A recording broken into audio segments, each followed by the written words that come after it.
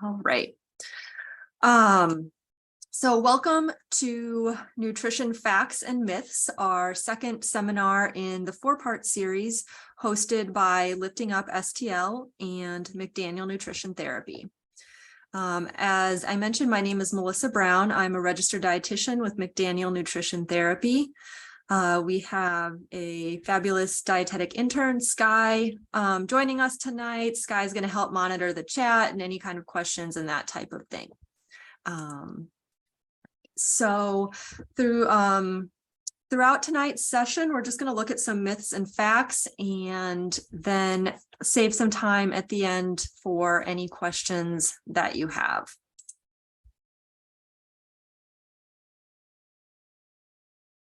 There is a lot of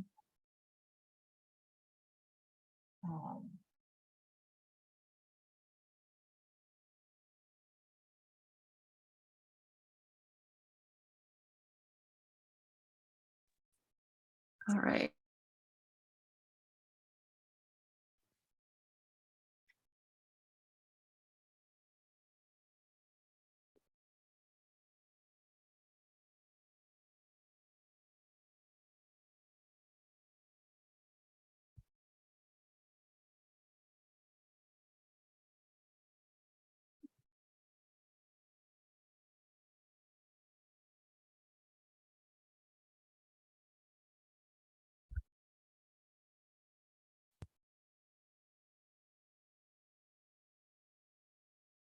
Okay, can everybody hear me? Sky, will you nod if you can hear me? Okay, my computer was doing something funny with my microphone. Okay, sorry about that. All right, so when it comes to nutrition information, there's a lot of information about there, and not all of it is backed by science. So tonight we're going to explore 8 nutrition myths and see what the facts say.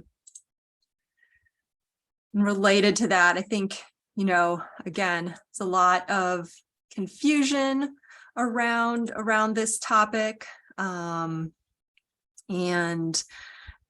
Just thinking about, you know, when was the last time you felt confused, or the last thing you felt confused about, maybe some information you saw and you were wondering if that was correct or not. And then thinking about where do you go for answers? And so when we think about where we go for answers, and when we think about the evidence and the science behind nutrition information, it can help to think about, to keep some of these things in mind. So research is an ongoing process, and recommendations may change. So some of the confusion when it comes to nutrition is that as we gain more knowledge, recommendations change. It is good that we are learning, and this can be confusing, absolutely. So new studies may not support previous findings, things might change.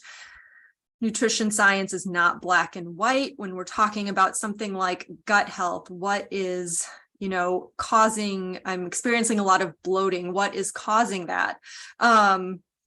There are many factors that may be food related, but also may not be food related. It may be related to stress, to other things going on in the body. Newer is not always better. So there are a lot of fads out there, things that are untested. And then everyone is unique. And that kind of ties into like the variables that we talk about when we get into some of these nutrition things as well.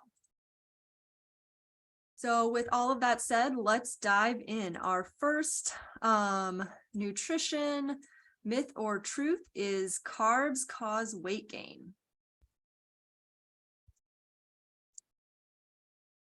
So the blanket statement without any qualification that carbs cause weight gain is a myth. The truth is that weight gain is complex, and no one food or nutrient just on its own automatically causes weight gain.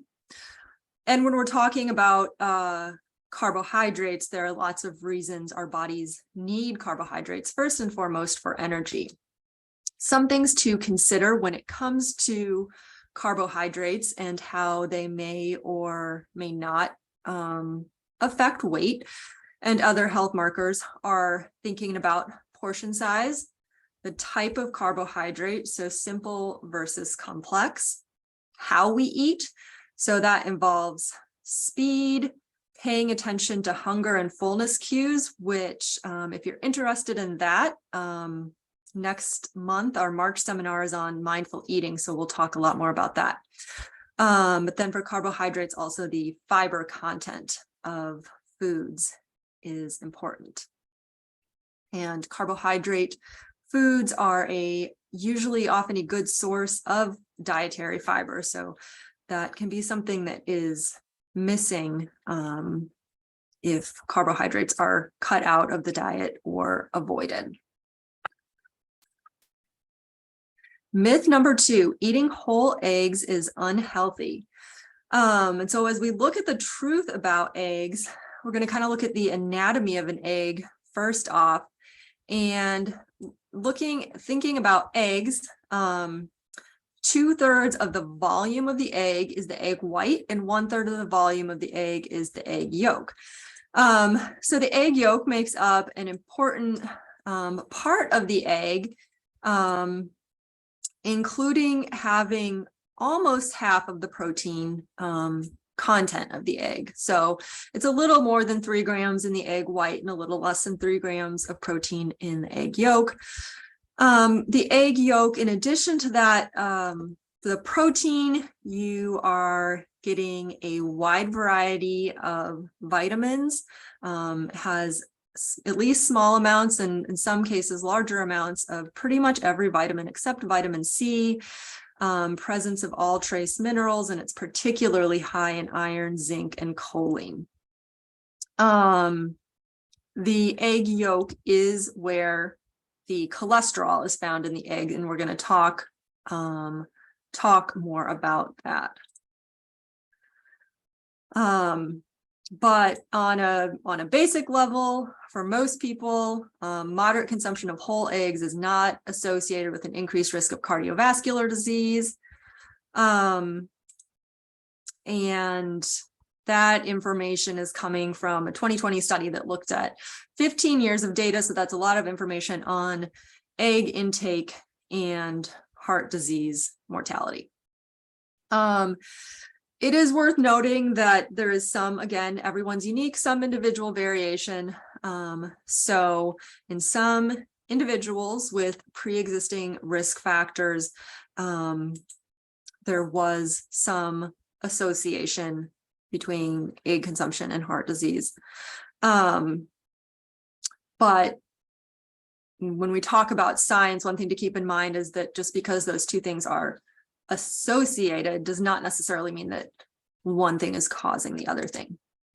And so that's when it comes to thinking about eggs, it's really important to consider the whole diet. So one of the misunderstandings about eggs, and particularly egg yolks and heart health, is related to cholesterol. Egg yolks are high in cholesterol, but for most people, dietary cholesterol has very little impact on our cholesterol levels, the cholesterol levels in our blood, also known as blood lipid levels.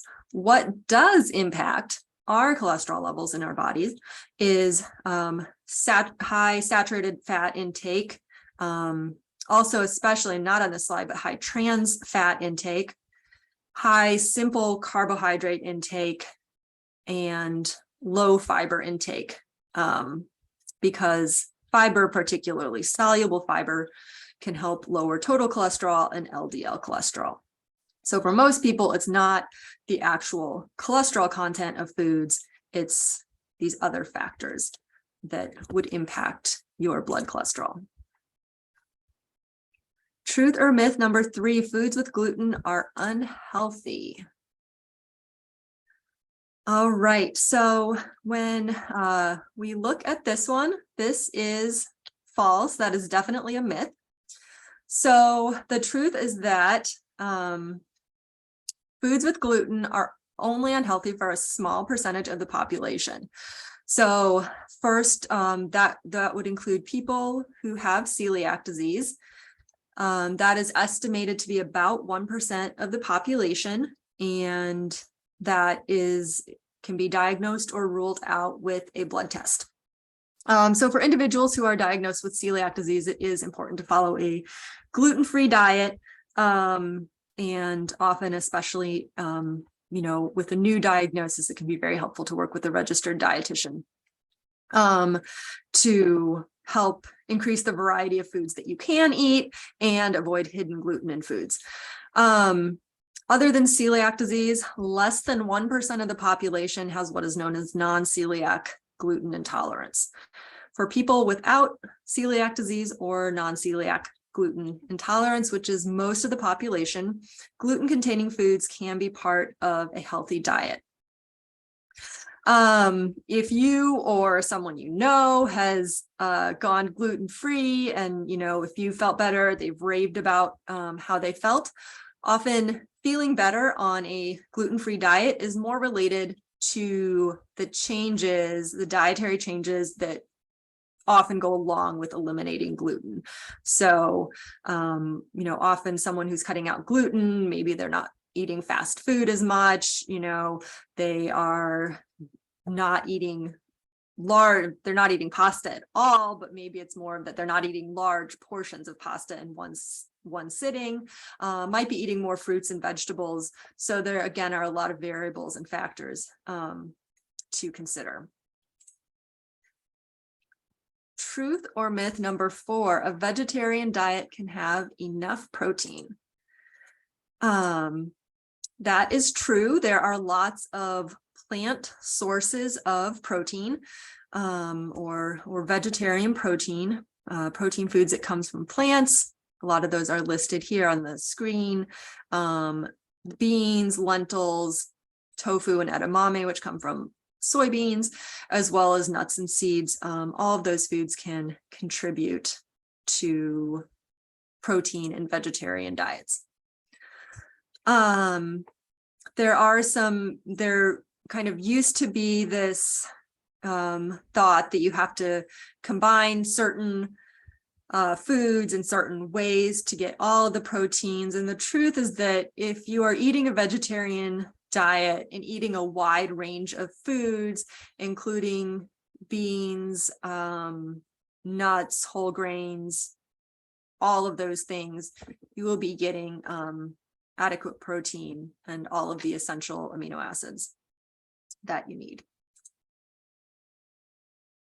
Truth or myth number 5, it is better to eat larger meals at certain times of the day.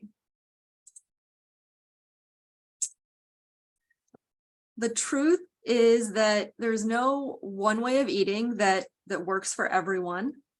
And you can have a healthy diet and eat at different times of day. And some people, this isn't optional. And we kind of talked about this in the first seminar, folks who work night shifts or have variable work shifts, things like that. Some of those things are out of your control. And, some people may benefit from kind of a rough eating schedule or a plan of when they're going to eat throughout the day. Might just help them remember, might help avoid skipping meals. And other people might find that it works best for them and is a better fit to eat based on hunger cues. When we eat, so over here on the right, this kind of shows the breakdown of a typical American diet in terms of when calories are consumed. So, and these numbers don't add up to 100, there's other food throughout the day, but consuming approximately 17% of our calories at breakfast or morning meal, 24% at lunch, and 34% at dinner. And for most people, that kind of distribution is not ideal. It's ideal to, have things distributed throughout the day. So there can be some benefits from, just paying attention, noticing when you're eating, how much you're eating at different times. And, maybe there are some ways you could bulk up your breakfast a little bit. And you might find with doing that you aren't as hungry by the time you get to the evening meal. Eating outside, kind of normal sleep-wake cycle or our circadian rhythms can disrupt the gut microbiome and can also disrupt metabolism. So, you know, if when our schedules allow, can be beneficial to, you know, kind of eat at regular times during the day and not during that overnight time.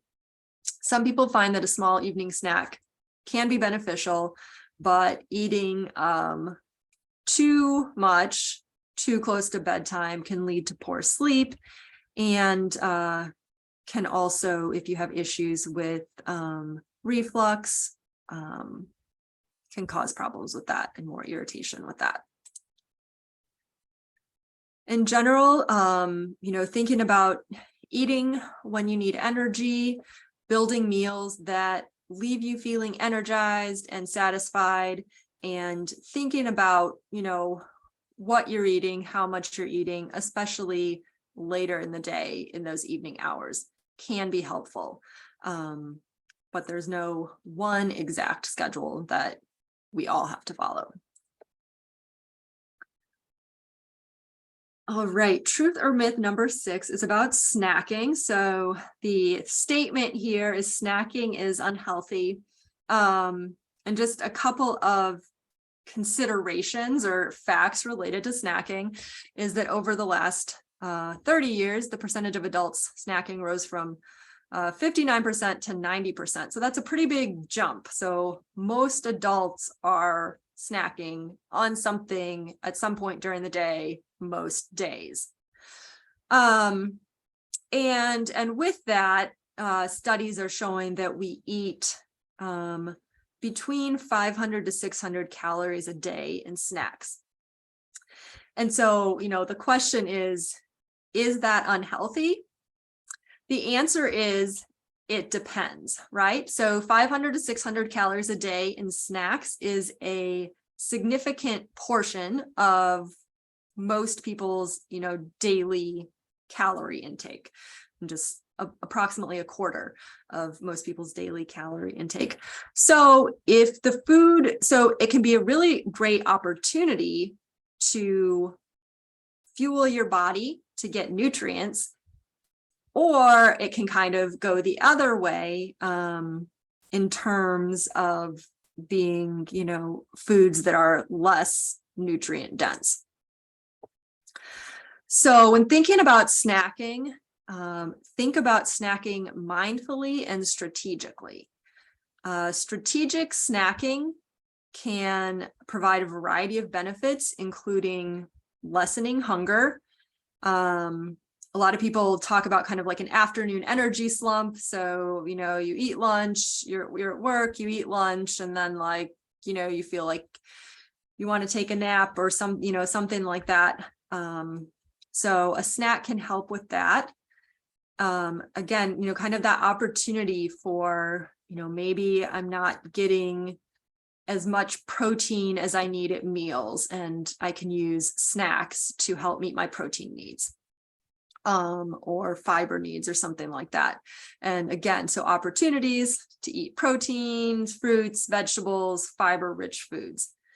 And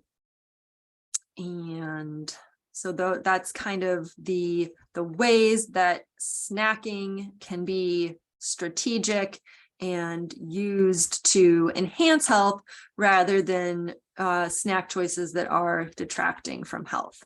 Snacks can also be really important, you know, again, kind of that maybe an afternoon snack, so that you're not getting home from work and like you're starving, what's for dinner. So an afternoon snack can kind of help moderate that hunger level in the late afternoon, early evening, which will help give you more energy and maybe more mental capacity to prepare dinner, make the kind of choices you want to make around your evening meal. And we have 8 myths. So truth or myth number 7 is our second to last nutrition truth or myth that we're going to look at tonight. And so this statement is juicing or cleansing is required to detox. So this idea of there's something we can drink or something we can do to cleanse our body or to detoxify our body. This is a myth. The good news is that your body doesn't need to be cleaned, or you don't need to do anything special to clean your body. So our bodies have natural mechanisms. So some of the organs and systems that are involved in processes that remove toxins are our liver, our kidneys, our skin, our lungs, and our guts, and specifically our gut microbiome serves a particularly important role in that. So detoxification, the removal of toxins, is happening in our body all the time. That said, there are things that you can do to support the liver, to support the kidneys, to support the guts in doing their jobs. Those include following the recommended limits for alcohol intake. And so that is a maximum of 1 drink per day for women and 2 drinks per day for men. Increasing your fiber-rich foods and increasing and including prebiotic and probiotic foods. And when we talk about prebiotic foods, those are foods that feed the good bacteria in our gut. And if you're eating a variety of fiber-rich foods, you are probably eating some prebiotic foods. Brassica vegetables, so that includes the family of vegetables with broccoli, cauliflower, cabbage, kale.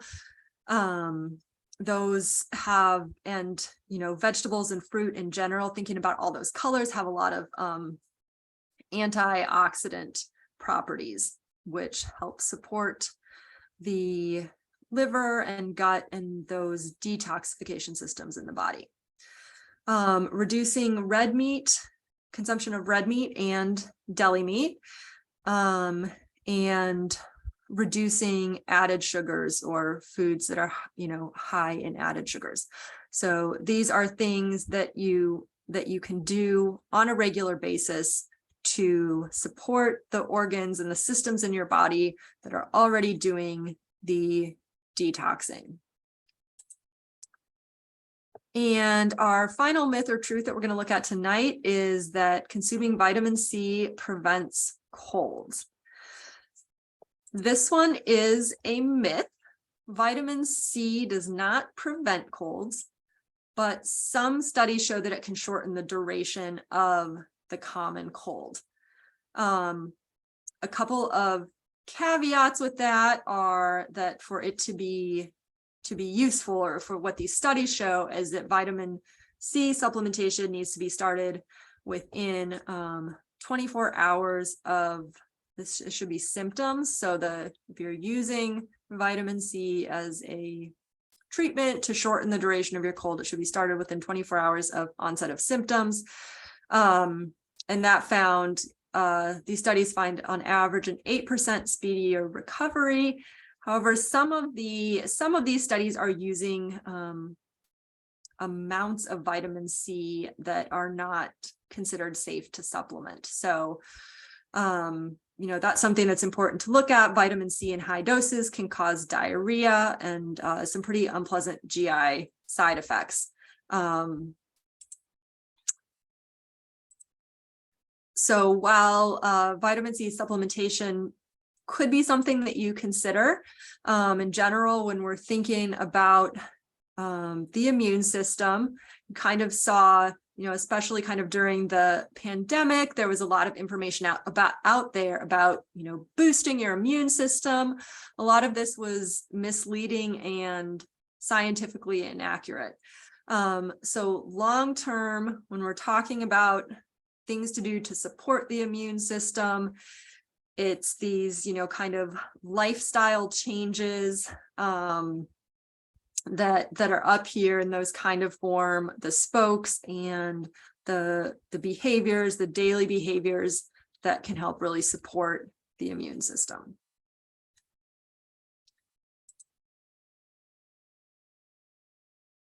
So finally, this slide kind of sums up what we were, looking at with each of the myths. There is no one right way to eat, no one food that you should for sure not eat. So that's going to be personalized. Whether you're following a vegetarian diet or not, you can meet your nutrient and protein needs. Eating timing does matter, and it needs to fit with your lifestyle. And kind of related to that, snacking is part of that eating timing and can be a helpful way to get nutrients in the diet that you may otherwise be missing out on. And then there are things we can do, lifestyle changes and behaviors we can engage in that both support our immune system and support those natural processes in our body that help remove toxins. All right, so with that said, I will open it up to questions. So it looks like, all right, so we already got one from Connie. Are there any benefits to food with antioxidants? So yes, so antioxidants are a class of compounds in some foods, primarily found in plant-based foods, so fruits, vegetables, nuts and seeds, plant-based oils like olive oil, those things. So they contain compounds that can neutralize free radicals, which are basically compounds that can cause damage to the organs in our body. So foods that contain antioxidants have a protective health effect. And depending on, the particular type of antioxidant and what health risk we're looking at, there's evidence for improvements in heart health and preventing heart disease, preventing some kinds of cancer from consuming those antioxidant foods. And you will get those from consuming, thinking about like the color on your plate, consuming a wide variety of different colored fruits and vegetables on a regular basis, whole grains and nuts and seeds. Those are kind of the foods to focus on, including regularly from an antioxidant standpoint.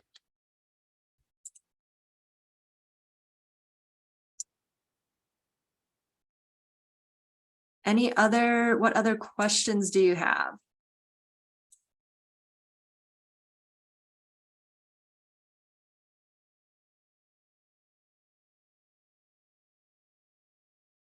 Okay, well, if you are thinking of a question, feel free to add it to the chat.